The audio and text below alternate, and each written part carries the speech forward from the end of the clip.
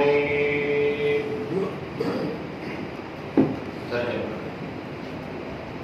یا ایھا النبی، اے نبی، جاہد الکفار، جہاد کرو کافروں کے ساتھ، والمنافقین، اور منافقوں کے ساتھ، واغلظ علیہم، اور ان پر سختی کرے، ومأواہم جہنم،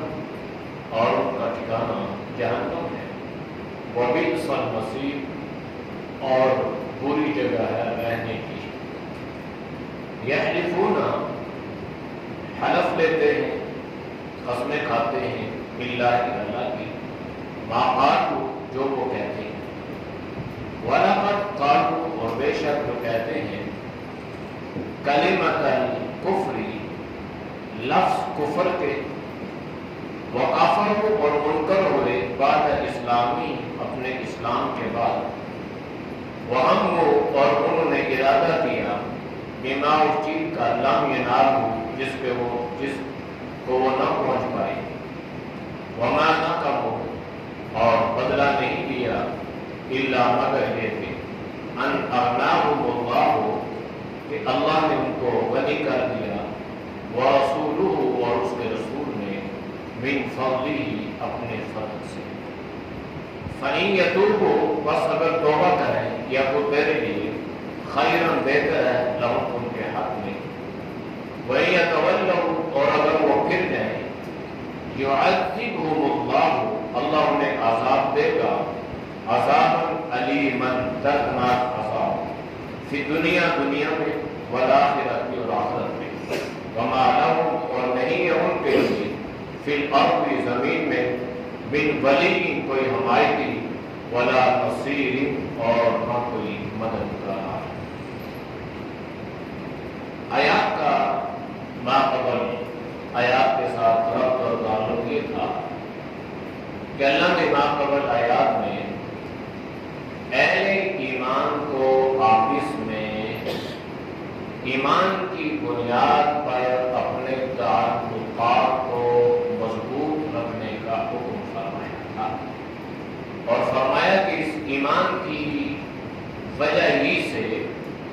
ساری دنیا کے رہنے والے مسلمان،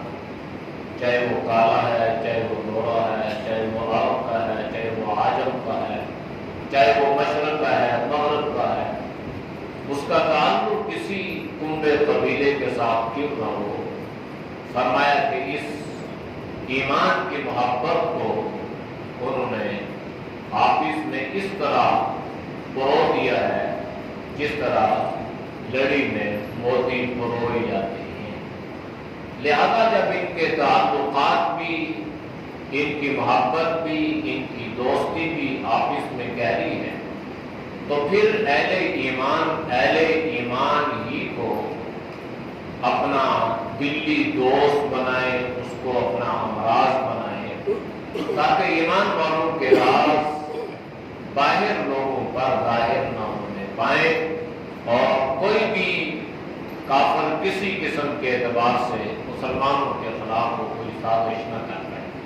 تو لہذا اللہ نے اہل ایمان سے جو وعدے کیے تھے، اللہ نے ان کا ذکر فرمایا کہ میرا ایمان والوں کے ساتھ اس بنیاد پر جنت کا وعدہ ہے کہ امر بالمعروف نہی عن المنکر کریں، اللہ اور اللہ کے رسول کی اطاعت کریں، نماز کی ادائیگی اور زکوٰۃ کی ادائیگی کا اہتمام کریں گے تو اللہ کی رضا انہیں نصیب ہو جائے گی، اور جسے اللہ کی رضا نصیب ہو جائے، فرمایا ذالک هو الفوز العظیم، اللہ نے اسے بڑی کامیابی عطا فرما دی. تو اصل کامیابی اسی چیز کا نام ہے. دنیا کی جو کامیابی ہے یہ بھی عارضی ہے، دنیا کی ناکامی ہے یہ بھی عارضی ہے. اصل چیز یہ ہے کہ آخرت کی جو مستقل زندگی ہے اس میں اللہ ہمیں کامیابی سے ہمکنار فرمائے. تو اس پر اللہ نے یہ کامیابی کا وعدہ فرمایا ہے کہ اگر مسلمان یہ اعمال کریں گے تو پھر پکے کامیاب ہوں گے، اور جو اس دن کامیاب ہو گیا اصل بڑی کامیابی وہی ہے. آج کے آیات میں اللہ نے چونکہ ان آیات کا تعلق زیادہ تر غزوات کے ساتھ تھا اور پھر بالخصوص غزوہ تبوک کے ساتھ اس کا کافی پس منظر جو ہے یہ بیان۔ پھر اس صورت میں اللہ نے منافقین کی تدبیریں، ان کی سازشیں، ان کے دھندے جو ایمان والوں کے خلاف گائے بگائے یہ کرتے رہتے تھے، اللہ نے اس کا ذکر بھی فرمایا۔ یا ایھا النبی، اے نبی صلی اللہ علیہ وسلم، جاہد الکفار، آپ کافروں کے ساتھ بھی جہاد کریں، والمنافقین، اور منافقوں کے ساتھ بھی۔ اس سے پہلے اللہ نے کافروں کے ساتھ جہاد کرنے کا حکم تو دیا تھا، لیکن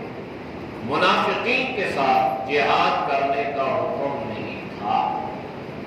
اس لیے نہیں تھا کہ یہ منافق تو ظاہراً تو اپنے آپ کو مسلمان کہتے تھے، کلمہ پڑھتے تھے، اور مسلمانوں کی مجلسوں میں حاضر ہو کے انہیں اپنی ہمدردی کا احساس دلوانے کی ناکام کوششیں بھی کرتے تھے۔ تو اس اعتبار سے کبھی کبھی ایسا تو ہوا کہ اللہ نے جناب نبی کریم صلی اللہ علیہ وسلم پر ان منافقین کے حالات کو ظاہر فرما دیا تھا، لیکن چونکہ اپنے آپ کو ایمان والے کہتے تھے، مسلمان کہتے تھے، مخلصین کہتے تھے، تو اس اعتبار سے اللہ ہمیشہ ان خباستوں پہ اللہ کے رسول نے پردہ ہی ڈالا، اور اس نیت اور اس ارادے سے کہ شاید یہ اپنی خباستوں سے، اپنی حرکتوں سے باز آ جائے اور نفاق کو چھوڑ کر اسلام کو قبول کر، لیکن جس کے مقدر میں ہدایت نہ ہو۔ غزوہ تبوک ایک ایسا غزوہ تھا جس میں دور دراز کے رہنے والے لوگ جنہوں نے صرف اسلام کا نام سنا تھا، وہ بھی اس میں متاثر ہوئے قرار نہ رہے کہ سپر پاور، پھر اس کے سامنے مسلمانوں کا یہ مختصر سا لشکر جو 500 میل کی مسافت، گرمیوں کا سفر طے کر کے آیا ہو، پھر اس قیصر روم کو اللہ نے نکلنے کی ہمت عطا نہ فرمائی، تو اس کا اثر تو اس کی دہار کو بیٹھ نہیں۔ دائیں بائیں مضافات میں اور دیگر جتنے بھی قبائل جہاں پر آباد تھے، تو کئی لوگ اس اعتبار سے بھی حلقہ اسلام میں داخل ہونے لگے، لیکن یہ منافقین عجیب لوگ تھے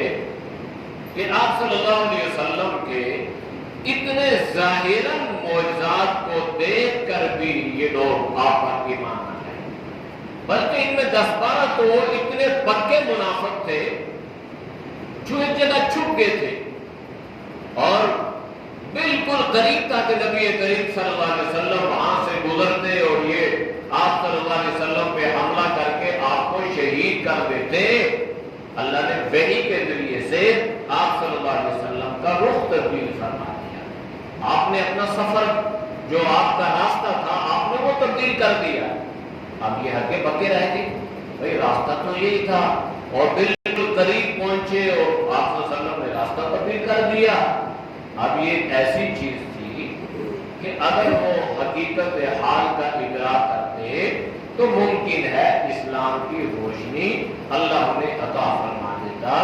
لیکن جب آنکھوں پہ پٹی اور دل سیاہ ہو جائے تو سب کچھ ہونے کے باوجود بھی وہ ہدایت سے محروم رہتے ہیں۔ تو یہ منافقین اس اعتبار سے ہدایت سے محروم رہ گئے، لہذا اللہ نے ان کے بارے میں دو موقف اختیار فرمایا، اور فرمایا کہ جس طرح آپ نے کافروں کے ساتھ جہاد کیا ہے نا، اب وقت آ چکا ہے کہ یہ جو آستین کے سانپ ہیں، جو منافقین ہیں، اب آپ نے ان سے بھی جہاد کرنا ہے، اور یہ حکم قیامت کی صبح تک ہے۔ جہاں کافر رہیں گے وہاں منافقین رہیں گے، اور جہاں کافر اور منافقین رہیں گے وہاں اللہ اہل اسلام کو ان کے ساتھ جہاد کا حکم دیتا رہے گا۔ موجودہ صدی میں بھی کافر تو ہی ہیں، یہ تو کسی سے ڈھکے چھپے نہیں ہیں بالکل، لیکن منافقین بالکل کھل کر سامنے آئے۔ وہ کی صورت میں ہو یا کسی اور صورت میں ہو، کئی بار کھل کر منافقین کا جو طریقہ کار ہے، ان کی جو چالیں ہیں، ان کی جو سازشیں ہیں، اللہ ظاہر فرما دیتا ہے، اور اب بھی اللہ ظاہر فرما رہا ہے۔ تو اس لیے اللہ نے آپ صلی اللہ علیہ وسلم کو یہ حکم دیا کہ اب آپ نے ان کافروں کے ساتھ بھی اور ان منافقین کے ساتھ بھی جہاد کرنا ہے، اور وَغْلُظْ عَلَيْهِمْ، اب نرمی کے معاملات ختم ہو چکے ہیں، اب سختی شروع ہو چکی ہے۔ پہلے اللہ نے آپ صلی اللہ علیہ وسلم کو حکم نہیں دیا، بلکہ اللہ کے نبی کی صفت یہ تھی، قرآن میں اللہ نے ذکر فرمایا کہ لَنْفَوْقُوا بِالْحَوْلِ، اللہ نے آپ کے اندر جو ہے نا سختی نہیں رکھی، آپ کے دل کو اللہ نے سخت گیر نہیں بنایا، آپ کے اندر اللہ نے نرمی رکھی ہے، آپ کے اندر اللہ نے شفقت رکھی ہے، آپ کے اندر اللہ نے رحم رکھا ہے، اور اسی شفقت اور محبت اور نرمی کی بنیاد پر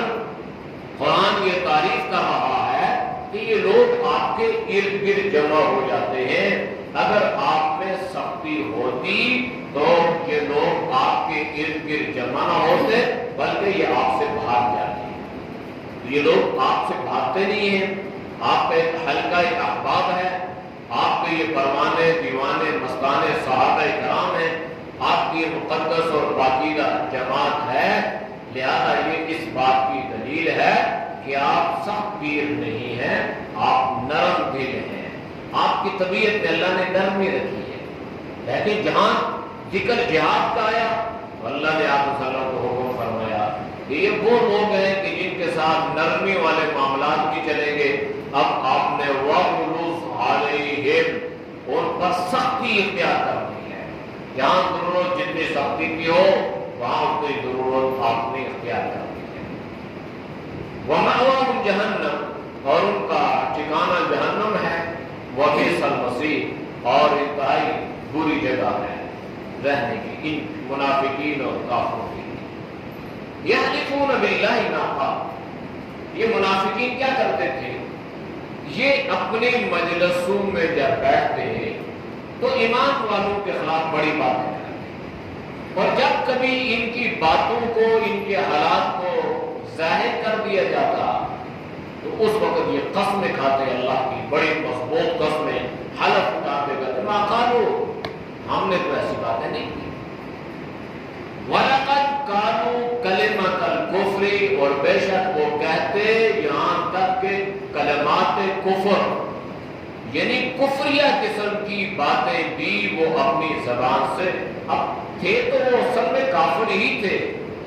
لیکن زبان سے وہ اپنے آپ کو مسلمان شو کرتے تھے، تو ان کی جو اندر کی سیاہی تھی نا، خباثت، تو کبھی کبھی وہ ظاہر ہو کر ان کی زبانوں پر بھی آ جاتی تھی۔ اس لیے اللہ نے ذکر فرمایا کہ کلمات کفر بھی کہتے اور کافر ہوئے بعد اسلام ہی، اپنے اسلام کے بعد، یعنی ظاہری اسلام کے بعد بھی، اگرچہ وہ تھے ظاہر مسلمان، اصل میں مسلمان تھے نہیں، لیکن چلو ظاہر سے تو کلمہ تو پڑھ رہے، لیکن اس پر بھی وہ کاربند نہ رہتے، اور اس طریقے کی کفریہ قسم کے باتیں وہ کہتے۔ وَهَمُّوا بِمَا لَمْ يَنَالُوا، اور بعض مرتبہ ایسی چیز کا وہ ارادہ کرتے تھے جس کام کے پائے تکمیل تک وہ پہنچ نہ پاتے، لیکن ان کی نیت اور ارادہ تھا وہ کام کرنے کا۔ جس طرح غزوہ تبوک کی واپسی پر نبی کریم صلی اللہ علیہ وسلم کو شہید کرنے کا ارادہ کیا گیا، اب ان کی نیت ارادہ تو تھا، لیکن اللہ نے ان کو اپنے ارادے میں کامیاب نہ ہونے دیا، اور آپ صلی اللہ علیہ وسلم کے روح کو اللہ نے تبدیل فرمایا۔ ان میں ایک منافق تھا، جلاس اس کا نام تھا، تو سفر تبوک میں نبی کریم صلی اللہ علیہ وسلم نے جب یہ آیات کا نزول ہوا تو آپ کو بڑی زبردست قسم کا آپ نے واضح فرمایا، جو شیلی تقریر آپ نے فرمائی، چونکہ اب اللہ نے فرما دیا تھا نا وَغْلُظْ عَلَيْهِمْ، اب نرمی ورمی نہیں، اب سختی۔ تو پہلے تو یہ منافقین آپ صلی اللہ علیہ وسلم کے بارے میں کہتے تھے آپ کان ہیں، یعنی جو باتیں ہم آپ کے بارے میں کہتے ہیں نا آپ سن لیتے ہیں، لیکن اب رخ تبدیل ہو گیا، اب اللہ نے فرمایا اب سختی کرنی ہے، تو اللہ کے نبی نے جب سختی والے الفاظ ادا کیے نا تو ان منافقین، ان میں ایک منافق تھا جلاس، تو یہ اپنے منافقین کے پاس گیا اور جا کے کہنے لگا بھائی اب تمہاری خیر نہیں ہے، یہ بات ذہن میں رکھ لو، جو کچھ رسول اللہ صلی اللہ علیہ وسلم نے کہا ہے اگر انہوں نے اس پر عمل کر لیا تو دنیا کی کوئی طاقت تمہیں ہلاکت سے بچا نہیں سکتی، وہ اگر وہ حق اور سچ میں ہے۔ تو یہاں پہ ان کی مجلس میں ایک صحابی تھے حضرت عامر بن قیس رضی اللہ عنہ، انہوں نے اس منافق کی بات کو سنا اور انہوں نے کہا کہ بالکل اللہ کے نبی حق اور سچ میں ہیں، اور جو آپ صلی اللہ علیہ وسلم کی بات کو ٹھکرائے گا اللہ اس کو دباؤ کرے گا، اللہ رسول سے ذلیل و رسوا کرے گا۔ اب یہ معاملہ اور بدل گیا، ان منافقین کی اس بات کو ایک صحابی رسول نے سن لیا، یہ آپس میں تو کم از کم جب بیٹھتے ہیں نا تو ایسی سرگوشیاں اور ایسی باتیں کرتے ہیں کہ ہم آپ پہ تو نہیں ہیں، ہم تو غلط کر رہے ہیں۔ جب یہ سفر ختم ہوا تو آپ صلی اللہ علیہ وسلم واپس مدینہ طیبہ پہنچ گئے، تو حضرت عامر بن قیس کہنے لگے اللہ کے نبی سفر تبوک کی واپسی پہ آپ کے وعد و نصیحت کے بعد ان منافقین میں ہلچل مچ گئی تھی، تو اس وقت اس جلاس منافق نے یہ الفاظ کہے تھے، تو میں نے اس کو موقع پہ پکڑا اور میں نے اس کو یہ جواب دیے اور اس طرح کا۔ اللہ کے نبی نے فرمایا تو آپ نے تو بالکل ٹھیک ہے۔ اب یہ بات جلاس کے کانوں تک پہنچ گئی تو اس نے وہ حضور علیہ السلام کی خدمت میں حاضر ہو کہنے لگا اللہ کے نبی میں نے تو ایسی بات کہی نہیں، منکر ہو گیا فوراً، اور کہنے لگا کہ اس نے تو میرے اوپر ایک تہمت باندھی ہے، بہتان باندھا ہے، اور میری طرف ایک غلط بات کو منسوخ کیا ہے جس بات کا میں نے اقرار نہیں کیا، ذکر نہیں کیا۔ اب اللہ کے نبی نے فرمایا اچھا ٹھیک ہے تم دونوں مسجد نبوی کے منبر کے پاس حاضر ہو جاؤ اور دونوں یہاں پہ قسمیں ہو۔ تو یہ جلاس پہلے آیا اور یہ منافق اس میں بڑے گھرالے سے قسم اٹھائی اور کہنے لگا اللہ کی قسم میں نے تو کوئی عامر بن قیس کے سامنے یا ان منافقین کو یا میں نے اپنے ساتھیوں کو اس قسم کی کوئی بات نہیں کی کہ اگر آپ سب سچے ہیں اور ہم جو ہے وہ غلط ہیں تو ہم ذلیل و رسوا ہو جائیں گے، تباہ ہو جائیں گے، میں نے تو کوئی ایسی بات نہیں کی۔ یہ قسم اس نے اٹھائی اور بڑا مطمئن ہو کر یہ نیچے آ گئی۔ اب حضرت عامر بن قیس سچے تھے، قسم انہوں نے بھی اٹھا لی، دعا تو ان کے پاس بھی نہیں تھے، انہوں نے بھی قسم اٹھائی، لیکن انہوں نے قسم اٹھانے کے بعد اللہ کے حضور ہاتھ بلند کر دیے۔ اب جب معاملہ ایسا ہو جائے نا وہاں تو پھر انسان اللہ کی رحمت کا دروازہ ہی کھٹکاتا ہے، کوئی اور راستہ تو تھا نہیں۔ اب قسم تو یہ بھی اٹھا چکا تھا، قسم انہوں نے بھی اٹھائی اور اب فیصلہ ہونا باقی تھا، گواہ یہاں پر تھے نہیں، اور اس نے یہ دعویٰ دائر کیا تھا کہ میں نے تو ایسی بات کہی نہیں ہے اور اس نے عامر نے میرے اوپر جو ہے تہمت باندھی ہے، بہتان باندھا ہے۔ تو انہوں نے ہاتھ اٹھائے اور اللہ کی بارگاہ میں دعا کرنے لگے یا اللہ یہ منافق ہے، اس نے قسم اٹھا لی، اللہ تو جانتا ہی ہے، قسم تو میں نے بھی اٹھا لی، یا اللہ تو اپنے حبیب صلی اللہ علیہ وسلم پر بدریہ وحی ساری صورتحال سے ادا فرما، اللہ کرے یہ مشکل تو نہیں۔ اب انہوں نے اونچی آواز سے دعا کی، صحابہ نے سنا، اللہ کے نبی نے سنا، تو اللہ کے نبی نے بھی فوراً فرمایا آمین، یعنی حضرت عامر بن قیس دعا فرما رہے ہیں اور اللہ کے نبی کی دعا پر آمین فرما رہے ہیں، آمین، صحابہ نے بھی فرمایا۔ اب اللہ کے نبی نے آمین فرمائی، یہ مطمئن ہو گئے کہ اب اللہ کی صورتحال باہر فرمائے گا۔ صحابہ کے امام دیکھیں وہاں اللہ کے نبی وہاں تھے اور اسی مجلس میں قرآن کی آیت یہ اتری، اس آیت میں اللہ نے حضرت عامر بن قیس رضی اللہ تعالی عنہ کی سچائی کا ذکر فرمایا، ان منافقین کے غلط قسموں کا اللہ نے ذکر فرمایا۔ تو اب یہ جو جلاس منافق تھا نا، اس سے تو پتا چل گیا کہ اب تو وہی کو تو ہم جھٹلا سکتے نہیں ہیں، تو یہ فوراً اس نے موقع کو غنیمت سمجھا، کہنے لگا ہاں عمرو بن قیس بھی ٹھیک تھی، میں نے اس معاملے میں غلطی سے کام لیا ہے، مجھ سے کوتاہی ہوئی ہے، اور ہاں اللہ نے اس میں میرے لیے توبہ کا بھی اعلان فرما دیا۔ منافق تھا جو لاش نکالنے لگا، اللہ نے تو میرے لیے توبہ کا ذکر کر دیا کہ اللہ جو ہے توبہ قبول کر لے تو اس کے ہاتھ میں بہتر ہے۔ چنانچہ جناب نبی کریم صلی اللہ علیہ وسلم نے ان دونوں کو اس بات کی خوشخبری سنائی کہ اللہ نے آپ دونوں کی توبہ کو قبول کر لیا۔ انجام کے اعتبار سے جو اپنے اعمال پہ قائم رہے گا اس کی عاقبت بہتر ہو جائے گی، اور جو اعمال پہ قائم رہے گا وہ دنیاوی اور اخروی اعتبار سے تباہ ہو جائے گا۔ تو اس کا اللہ نے ذکر فرمایا وَهَمُّوا بِمَا لَمْ يَنَالُوا، کہ انہوں نے ارادہ کیا ایسے کام کا جس کام کو پہنچ نہ پائے، وَمَا نَقَمُوا، اور انہوں نے انتقام نہیں لیا، بدلہ نہیں لیا، إِلَّا أَنْ أَغْنَاهُمُ اللَّهُ وَرَسُولُهُ، مگر اللہ نے اپنے فضل سے اور اللہ کے رسول نے اپنے فضل سے ان کو مالدار فرما دیا، اللہ نے ان کو غنی فرما دیا، من فضلہ، اپنے فضل سے۔ فَإِن يَتُوبُوا، بس اگر وہ توبہ کر لے جو لاش و منافق، يَكُنْ خَيْرًا لَهُمْ، تو یہ اس کے حق میں بہتر ہے۔ وَإِن يَتَوَلَّوْا يُعَذِّبْهُمُ اللَّهُ، اگر وہ اپنے کیے سے پھر جائے گا تو اللہ اسے دردناک عذاب دے گا، فی دنیا والآخرہ، دنیا اور آخرت میں، وَمَا لَهُمْ فِي الْأَرْضِ، اور نہیں ہے ان کے لیے زمین میں، مِن وَلِيٍّ، نہ کوئی حمایتی، وَلَا نَصِيرٍ، اور نہ کوئی مددگار۔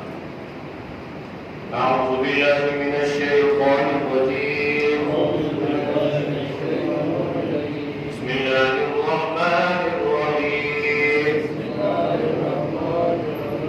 یا ایہا النبی جاہد الکفار والمنافقین واغلظ علیہم ومأواہم جہنم وبئس المصیر، یحلفون باللہ ما قالوا ولقد قالوا كلمة الكفر وكفروا بعد إسلامهم وهموا بما لم ينالوا وما نقموا إلا أن أغناهم الله ورسوله من فضله فإن يتوبوا يك خيرا لهم وإن يتولوا يعذبهم الله عذابا أليما في الدنيا والآخرة وما لهم في الأرض من ولي ولا نصير۔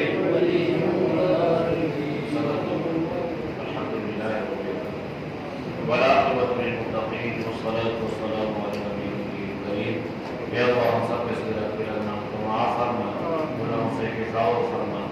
یا اللہ نیک اعمال کی توفیق نصیب فرما، برے اعمال سے، برے خیالات سے، برے راستے سے، بری صحبت سے اللہ کو ہم سب کی حفاظت فرما، یا اللہ ہمارے بال بچوں کی حفاظت فرما، یا اللہ ہمیں بھی دین کی سمجھ عطا فرما، ہماری اولاد کو بھی یا اللہ دین کے احکامات کا پابند بنا، یا اللہ ہمارے اس بیٹھنے کو یا اللہ ہم سب کی بخشش اور مغفرت کا ذریعہ بنا، ہدایت کا ذریعہ بنا، یا اللہ اس پر استقامت عطا فرما۔ ربنا تقبل منا انك انت السميع العليم وتب علينا انك انت التواب الرحيم، صلى الله تعالى على النبي الأمي وعلى اله وصحبه اجمعين برحمتك يا ارحم الراحمين۔